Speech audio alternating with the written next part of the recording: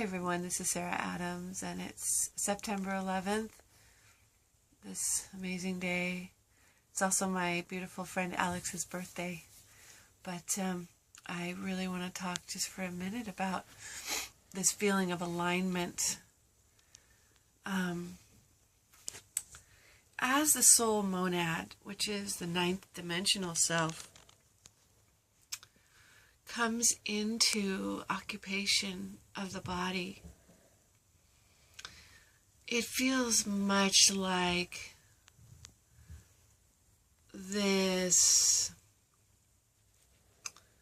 divine love, pristine self is at the helm of the ship. Now, when you drive a ship, you think of being in the front of the ship, right?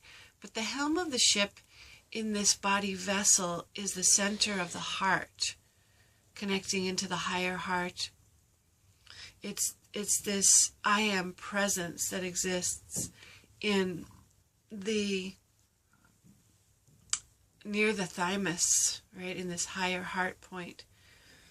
And so there's a sense of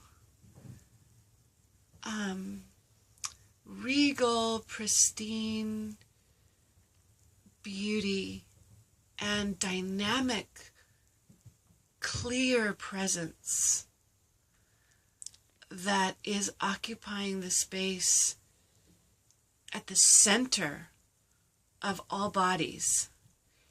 And as this clear, dynamic, loving presence is occupying, there's a sense of full spectrum light coming out in all 12 dimensions, almost like this really beautiful kaleidoscope that's surrounding the throne upon which the self is standing. And it's as if perhaps we could see it as the light of God is coming straight into the apex. What would we call this? Like a spectral wheel. A bicycle wheel is what comes to mind. But that the light of God is coming right into the center. And then from there, there's a spectrum of beauty, of color, of specific identity that radiates out in the bicycle spokes. And with this comes a sense of joy. For the past week and a half, there's been a lot of sadness. There's been a lot of just deep sadness in my consciousness.